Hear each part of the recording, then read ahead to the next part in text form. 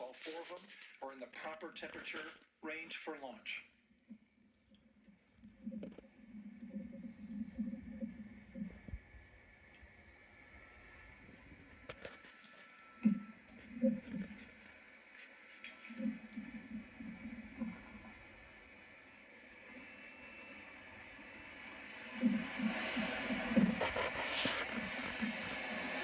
GLS is go for core stage APU start.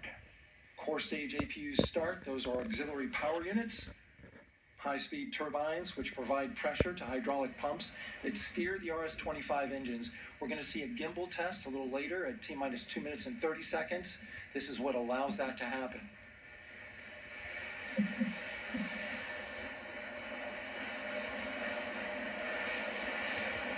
Coming up in about 20 seconds, we're listening for go for purge sequence 4. That's a helium purge of the 4 core stage engines downstream of the propellant valve. This gets all the air and moisture out of there.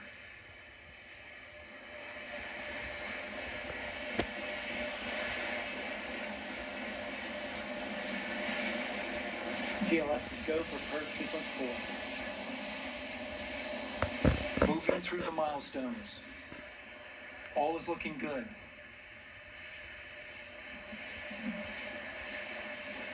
Coming up in just a few seconds, we're going to get that thrust vector control actuator test. This is a gimbling of the engines.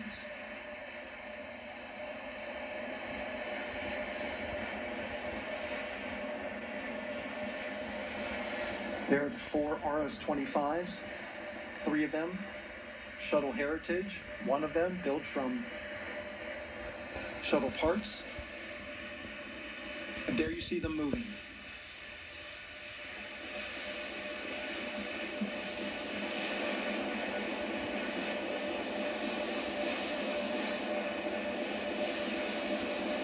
Now we're going to start moving the power from both the upper stage and the lower stage of the rocket to internal, taking ground power away and now going to battery power.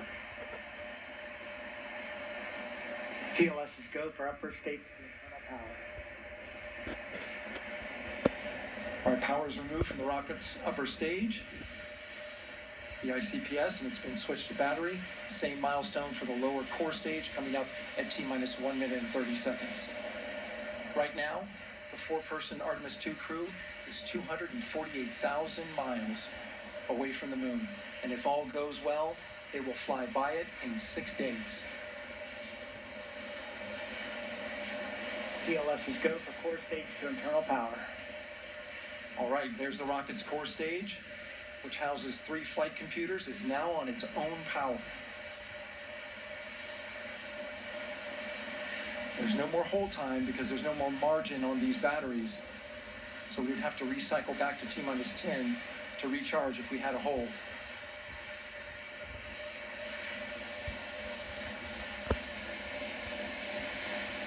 One minute.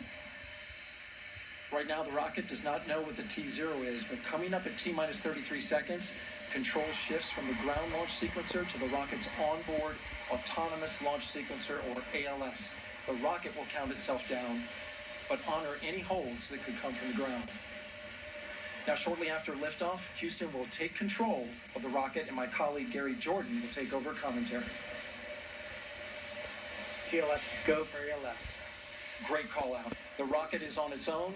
4 brave explorers ready to ride the most powerful rocket NASA has ever launched. Sound suppression water is flowing. 15. And here we go. 10, 9, 8, 7. RS-25 engines lit. 4, 3, 2, 1. Booster ignition. And liftoff. The crew of Artemis 2 now bound for the moon. Humanity's next great voyage begins. Good roll pitch. Roger, roll pitch. Houston now controlling the flight of integrity on the Artemis 2 mission around the moon. The integrity, AMT high. AMT high. passes the alternate vehicle. Target milestone. Mission Control Houston seeing good performance. Main engines. Space Launch System core stage. Integrity. 3 miles in altitude. Traveling more than 1,200 miles per hour.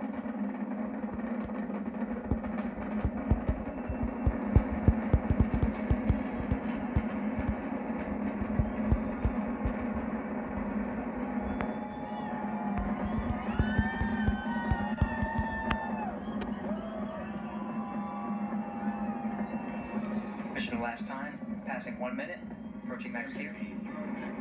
On, Ponce on. Stan, we have you loud and clear on Ponce de Leon. Have you the same? Communication signal transfer confirmed as Integrity and its crew go supersonic. Approaching 90 seconds into the Artemis 2 mission. Integrity is 14 miles in altitude, 8 miles downrange, traveling more than 2,600 miles per hour.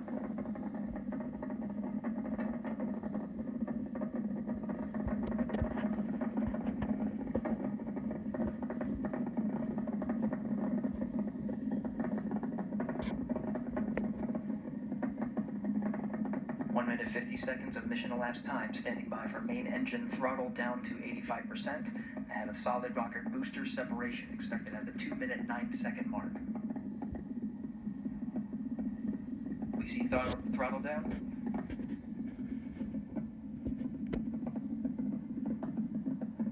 Confirmed separation.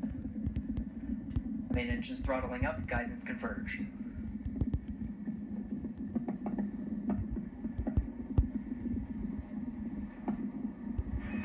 Integrity, guidance converged, performance nominal, upper stage RCS ready. Copy all, Stan.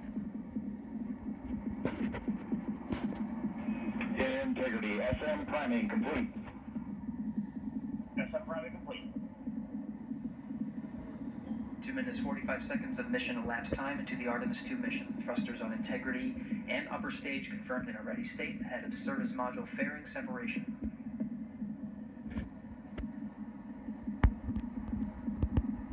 3 minutes into the flight, Integrity 49 miles in altitude, 78 miles downrange, now passing 5,000 miles per hour.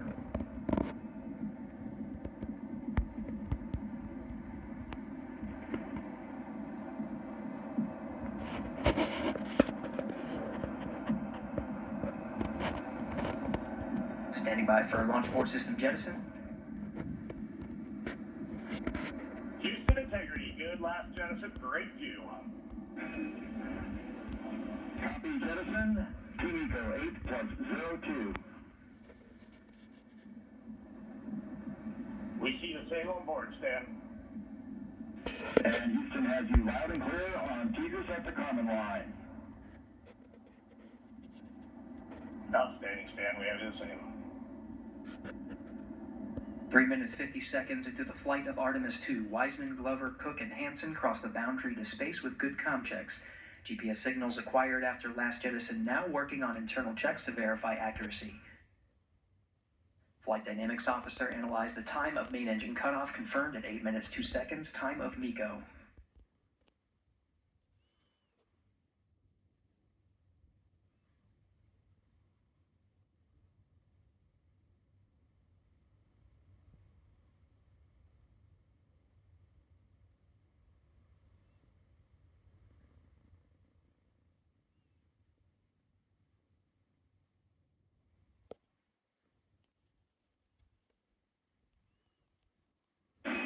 Integrity, GPS processing. Outstanding, Stan, we see the same, and we have a beautiful moonrise. We're headed right at it.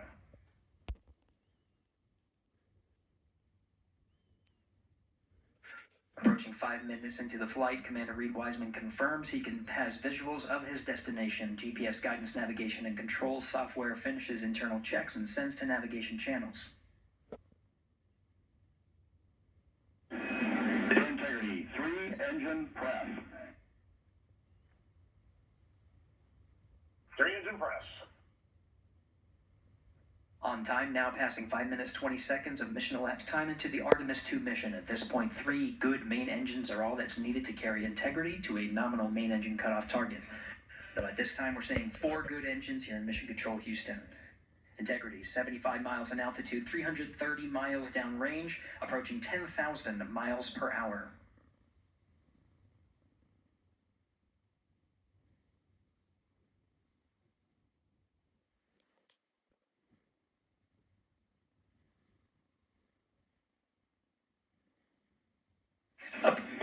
Integrity, looking good at 6 minutes. Same on board, Stan. Good trajectory and engine performance. Booster officer will soon report the shutdown plan to Flight Director Judd Freeling, expected at the 7-minute mark. Integrity, 78 miles in altitude, 460 miles downrange. Integrity, expect nominal shutdown. Integrity copies nominal shutdown.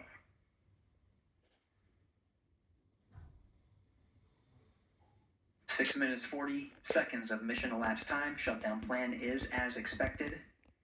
Again, the time of MECO was confirmed at 8 minutes 2 seconds into the flight.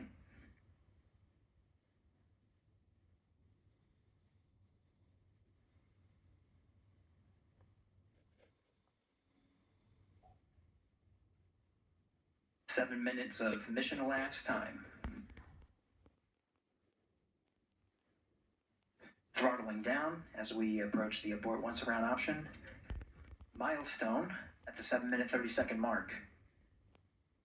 Now 84 miles in altitude, 650 miles downrange, traveling more than 15,000 miles per hour. Integrity, AOA open. AOA open. The window is now open for an abort once around option that would target splashdown in the Pacific Ocean. Still following nominal ascent at this time.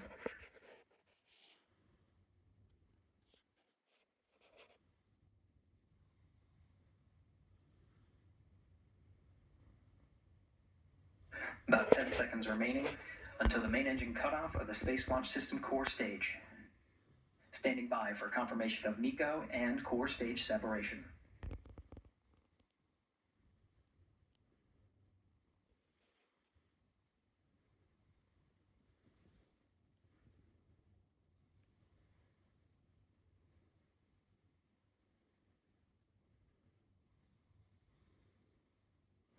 Integrity, nominal MECO, core stage separated.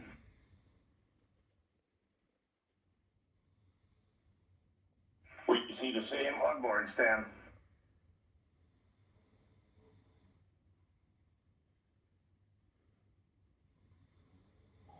Eight minutes 40 seconds into the flight, we have a nominal main engine cutoff heading in the right trajectory on the way to swing around the moon.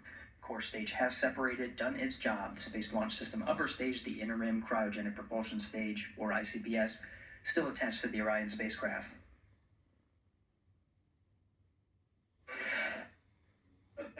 Of mission elapsed time. Integrity crew of Reed Wiseman, Victor Glover, Christina Cook, and Jeremy Hansen now in orbit around the Earth at the beginning of their journey to the moon.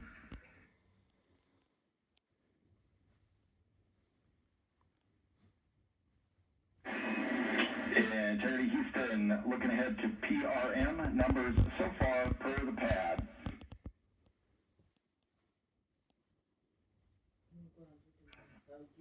That's Stan, numbers for the pad.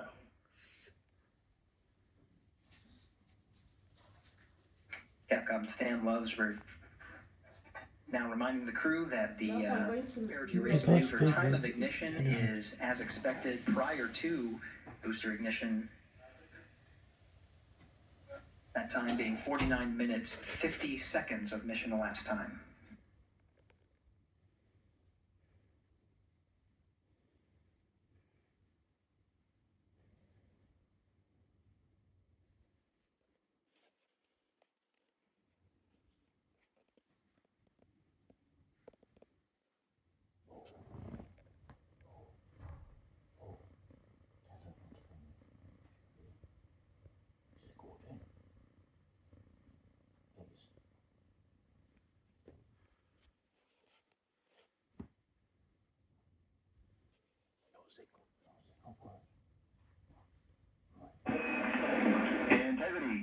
Neds deploy.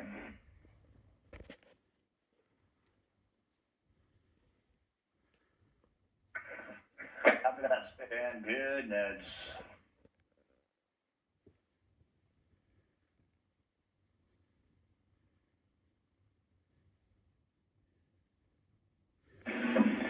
And Terry Houston for PWD set. Just a reminder, halfway open on the secondary. We copy that, Stan. Halfway open.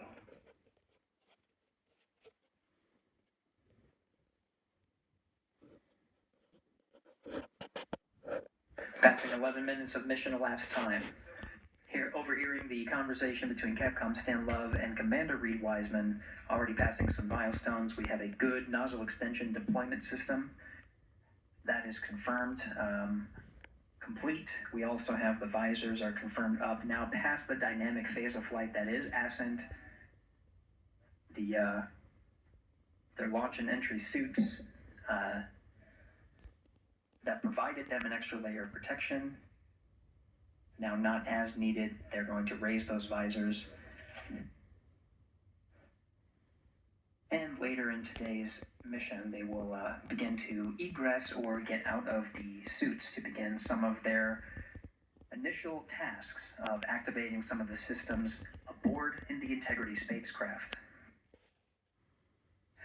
It's passing 12 minutes of mission elapsed time. Again, the perigee raise maneuver that's targeted near 50 minutes of mission elapsed time, 49 minutes, 50 seconds. That's what the crew is going to be working towards. The Commander Reed Wiseman pilot Victor Glover will focus on preparing for that milestone. In the meantime, mission specialist Christina Cook and Jeremy Hansen will start some of the activation of environmental control life support systems. You may hear confirmation of their activation over the Orion to Earth communication network.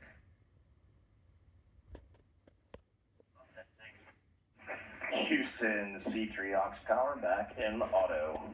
Copy C3 Aux, and we're 2 minutes to maneuver.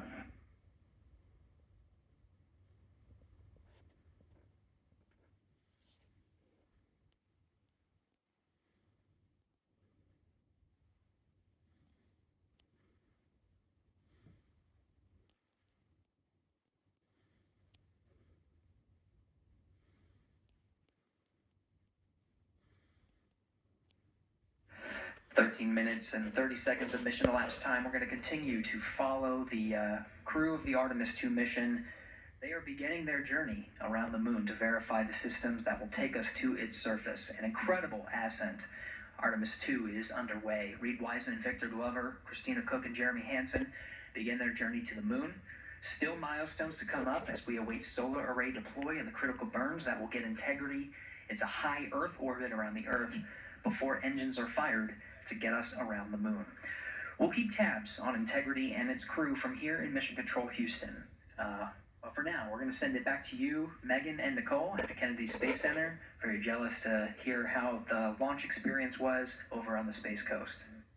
Yeah, Gary, for people who are just joining us, welcome back to the Space Coast, where we just saw Artemis 2 lift off 14 minutes ago, and wow, what an amazing launch, and an emotional one too. As soon as the rocket lifted off, Nicole, you had tears in your eyes, I had tears in my eyes, and we had all these people around us cheering. It was amazing. Yeah, the energy was wonderful. I mean, it was a beautiful launch.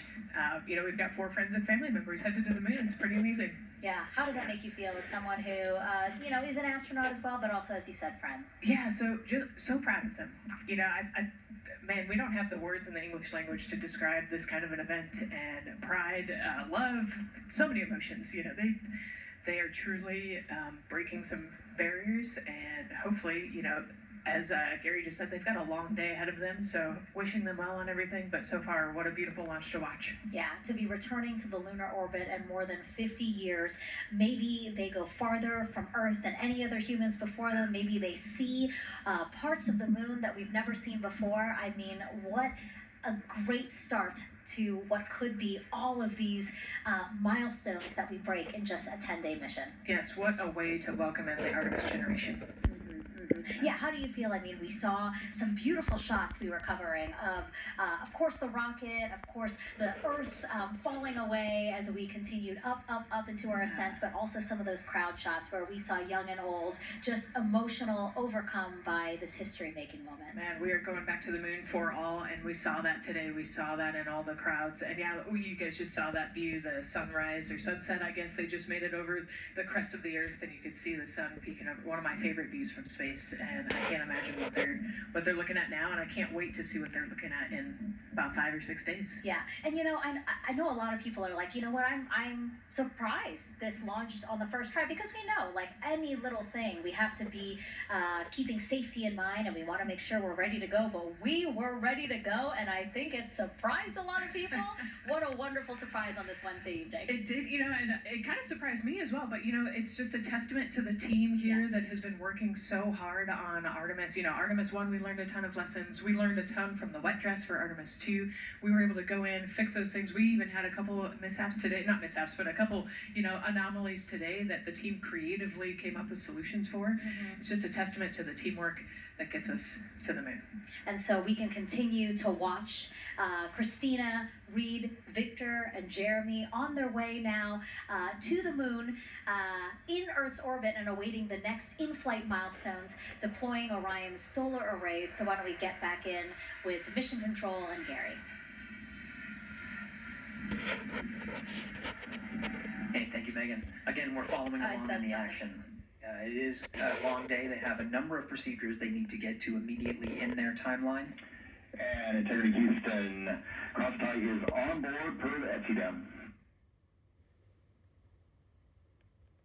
We copy Houston, thank you.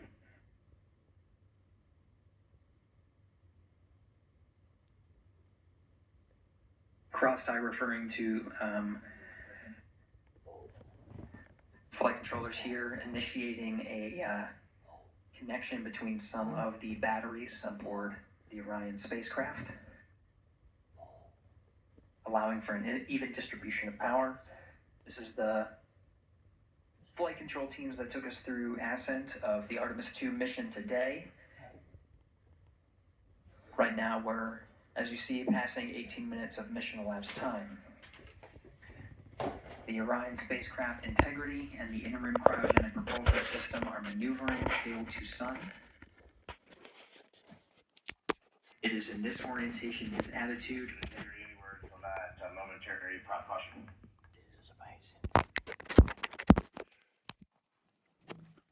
No action, we're looking at it.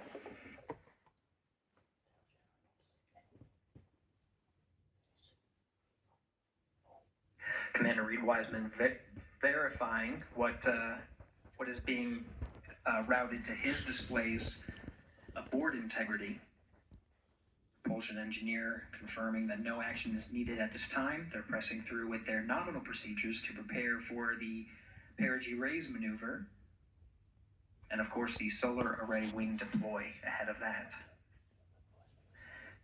The solar wing deploy is a critical milestone. We'll continue to have our coverage follow the mission until that deployment.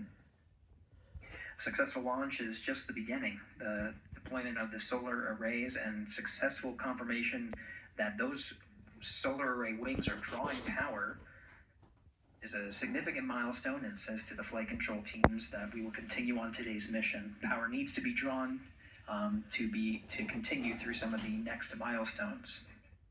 Until then, the AOA open option that was called up upon ascent, the aboard once around, is the current option, and the board to orbit option ATO will be switched to a preferred mode at the time that the solar array wings are deployed and latched. It gives the flight control teams a little bit more flexibility. Integrity Houston, update on Tigris handover for your pad.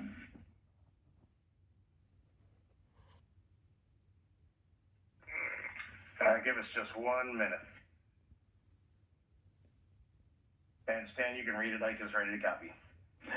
Roger. Keep your handover east to west, expected 1 second earlier at 5:1 minutes, 26 seconds.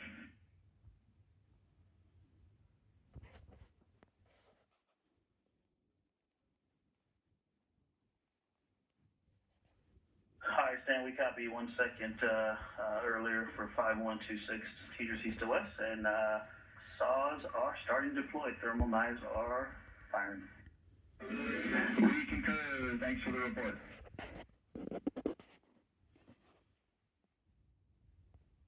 Read back of the reports that you just heard on the Orion to Earth network. Integrity has maneuvered tail to sun. The RL-10 nozzle on the end of the ICPS is pointed towards the sun, and the solar array deployment sequence has begun. With the deployment confirmed, it'll be several minutes until they are what is called in a latched position. Once they are latched and confirmed to be drawing power, they can switch the mode to ATO and continue along the mission.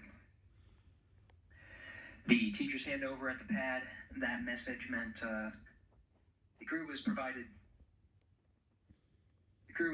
some preliminary numbers of when to expect handovers between the tracking and data relay satellites.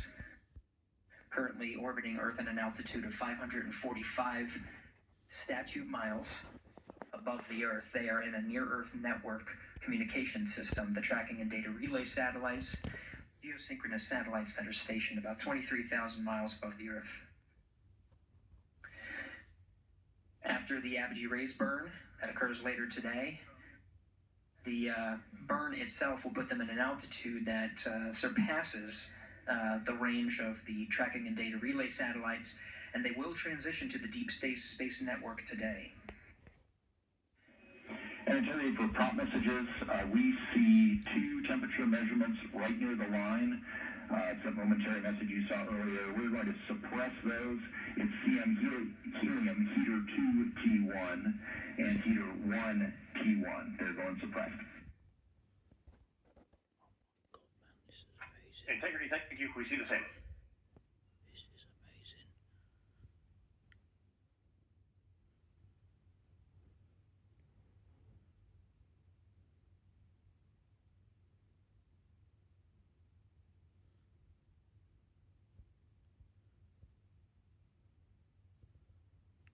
seen anything like this in my life. This is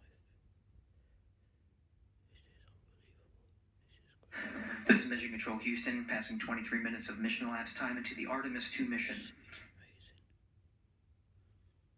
Lost the words, I can't tell you. This is after a launch that began at 5:35 and 12 seconds Central Time, 6:35 and 12 seconds p.m. Eastern Time. Right now, the orientation you're seeing from our aero visualization that translates some of the telemetry that we're getting from the spacecraft and puts it into a model so you can follow along on some of the milestones that we are following here. The RL-10 nozzle that you see at the left end of your screen, though it is currently not firing, that nozzle is pointed towards the sun, and the solar arrays are currently deploying.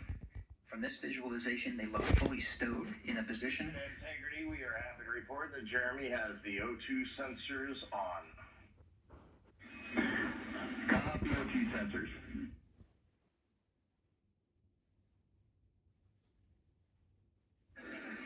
Again, Commander Reed Wiseman and pilot Victor Glover overseeing the deployment of the solar arrays. And we'll follow the attitude maneuver changes ahead of the first burn of the ICPS engine, the perigee raise maneuver. Integrity Houston, we see 4 saws deployed and latched, ready for ATO preferred. Yeah, we're almost there in the procedure stand, and we see the same thing. Integrity Houston, we are seeing a 7-second miscompare between the MET on Orion and ICPS. We'd like you to read us the MET from your center status bar and for the ICPS on stack zone.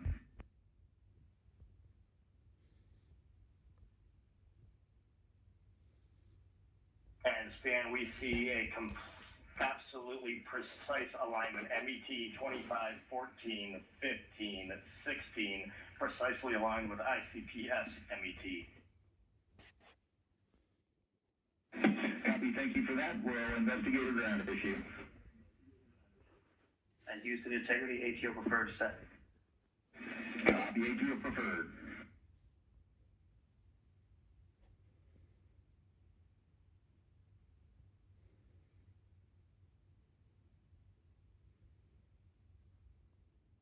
This is Mission Control Houston, 25 minutes, 45 seconds into the flight of Artemis 2.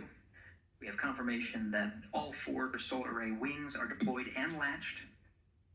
This is the configuration needed to switch to ATO preferred, which you did hear confirmed from pilot Victor Glover. That mode has been switched. There's also a discussion with Capcom Stan Love and Commander Reed Wiseman about the alignment of the MET clocks on the Orion spacecraft and the ICPS. Commander Reed Wiseman confirmed the clocks are in sync, no issues, they're going to investigate it on the ground. We're proceeding with today's mission. 26 minutes of mission elapsed time and counting.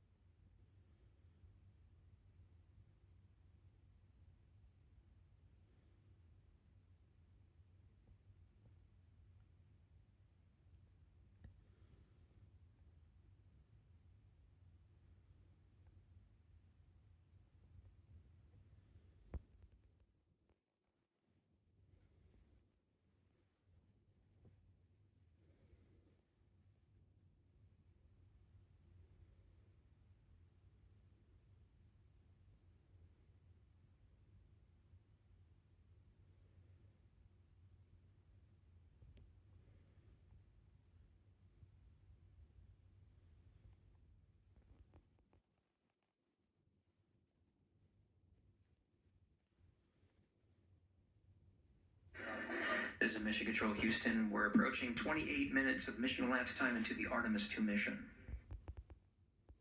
At this point, we've had a successful liftoff from the pad at 5:35 p.m. and 12 seconds p.m. Central Time, 6:35 and 12 seconds p.m. Eastern Time.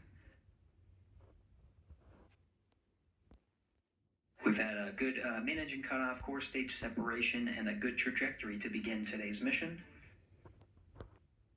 Right now, the spacecraft has maneuvered tail to sun. We're standing by for another maneuver to maneuver into the burn attitude. This is where the RL-10 engine of the ICBS is pointed in the correct orientation for the perigee raise maneuver. We did hear confirmation that the perigee raise maneuver time of ignition has been confirmed per the pad, which means it was the predicted time prior to liftoff. Integrity for GNC, we're taking channel 1 to unfiltered and to BFS. Okay, Stan, we're watching. Go ahead.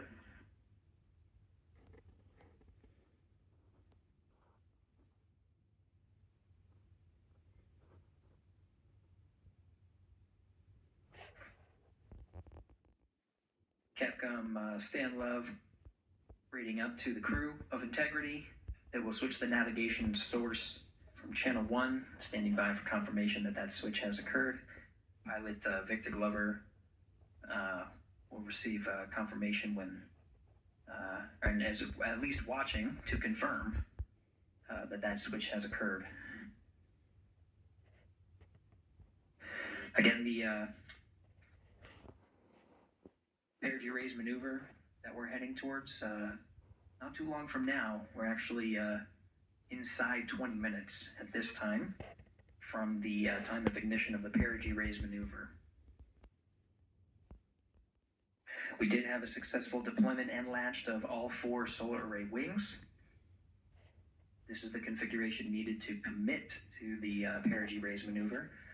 Of course, flight controllers here in Mission Control Houston will continue to evaluate that everything is good before committing to that burn. The perigee raise maneuver does raise the perigee, the lowest point in the orbit, from 15 to 100 nautical miles.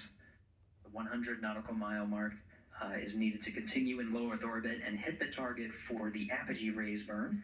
That will put them in a high Earth orbit for the remainder of the day and set them up for the right position to execute the translunar injection and head to the moon tomorrow. The burn duration of the perigee raise maneuver is 26 seconds. It's a relatively short burn, but it does raise the perigee and do the job to get into the correct position before firing that main engine on the ICPS. The pad had a teacher's handover. This is the tracking and data relay satellites. East to west, they are geosynchronous satellites that are positioned around the globe.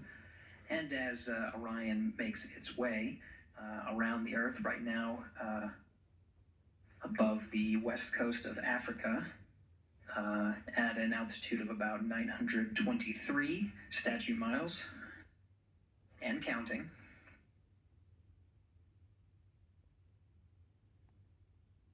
The perigee raise maneuver is not executed at the perigee. It is rather executed on the, actually closer to the apogee. But what it does is it raises the perigee on the other end of the orbit to 100 nautical miles.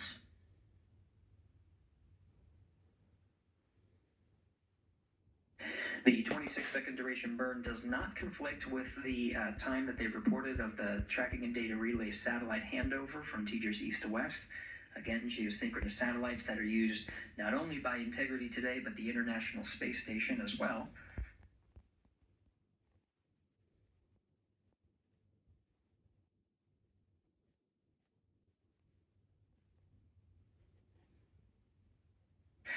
That time of handover is 51 minutes, 26 seconds.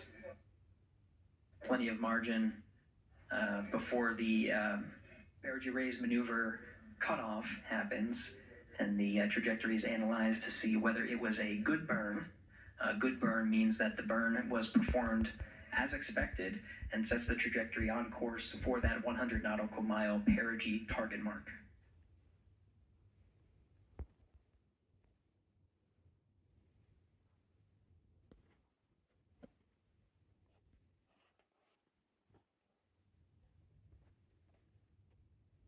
Again, for those sticking with us on NASA Plus and following along on our coverage, we will continue to follow and to cover the mission until,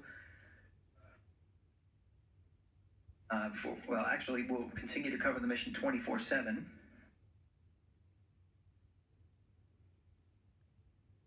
But we'll wrap up our coverage here shortly, now that solar array wing deployment has occurred on NASA Plus and Amazon Prime. Again, we will continue coverage 24/7 at the NASA YouTube channel. For those that want to see all of the upcoming milestones, there are select times where we will be coming back to NASA Plus and other streaming platforms. You can go to nasa.gov to find the latest on when to find those activities. Given that this is an operational mission, we do want to make sure that we are maintaining transparency in the mission and providing you all the information on what's happening in space as Reed Wiseman, Victor Glover, Christina Cook, and Jeremy Hansen head on their mission around the moon.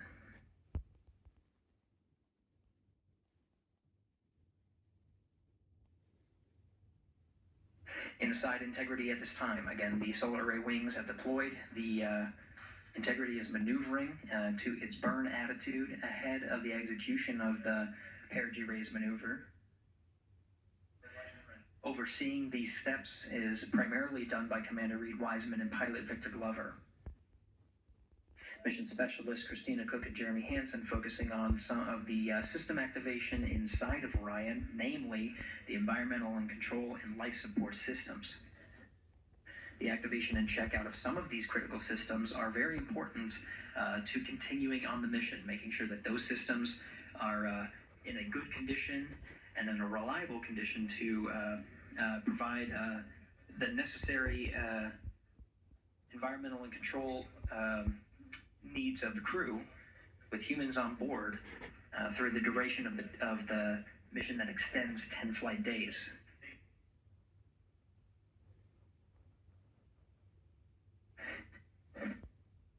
Standing by for an update to the perigee raise maneuver time of ignition. Should be right up to the crew very shortly. Integrity Houston, updated PRM numbers when you're ready to copy. Houston, we are ready to copy. TIG is 2 seconds earlier at 4 minutes for 8 seconds. TIGO unchanged at 2.6 seconds. 49, 48, TIGO 26.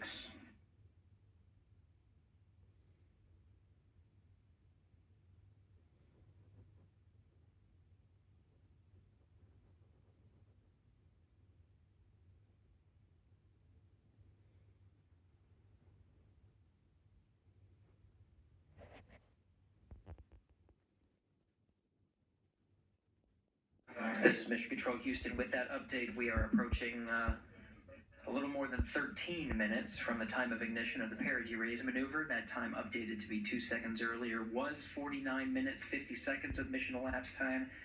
We'll now move to 49 minutes 48 seconds. The duration of the burn, that's what was referred to as the TGO, will still remain at 26 seconds. Relatively short duration burn, again, just raises the perigee of the orbit today.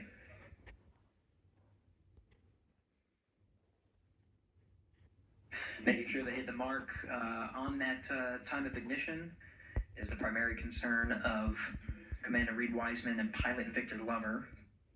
Mission Specialist Christina Cook and Jeremy Hansen inside activating those environmental control and life support systems.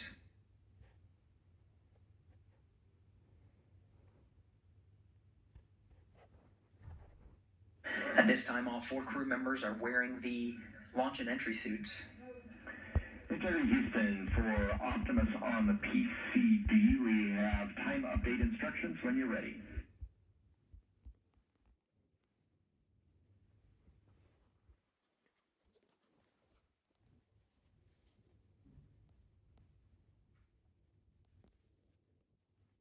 And Houston, Integrity, we copy. Hands are pretty busy at this time. I think we will call you back when we're ready for that. All right, that one is not urgent. 2 minutes to maneuver to PRM attitude. We are watching and concurred. 90 seconds-ish, maybe. Pilot Victor Glover confirming that maneuver less than 2 minutes. Again, that the point of that maneuver is to point the main engine of the ICPS, the RL-10 engine, in the proper orientation to execute that 26-second burn. It needs to point in the correct position to achieve the goal of raising the perigee to 100 nautical miles.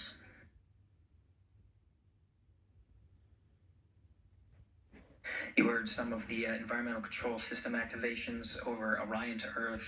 Jeremy Hansen activated the O2 sensors. They'll be measuring the cabin of Orion.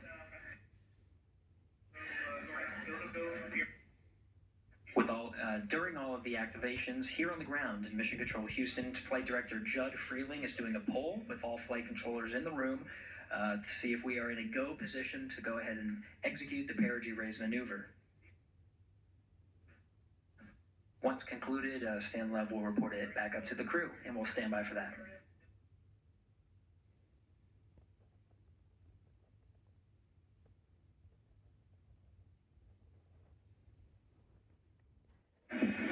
Integrity Houston, MCC polls go for PRM, pending attitude and SAWS.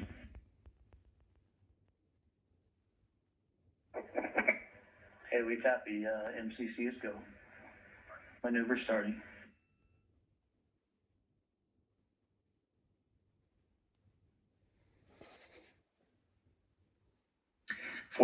Minutes of mission elapsed time. The maneuver to the burn attitude has begun. The maneuver also is paired with reorientation of the solar array wings that have been deployed. They will have various positions throughout the duration of the flight. Of course, solar array is meant to maximize the draw of power from the sun. So when deployed, we're in a biased solar array wing configuration that was called solar normal. This allows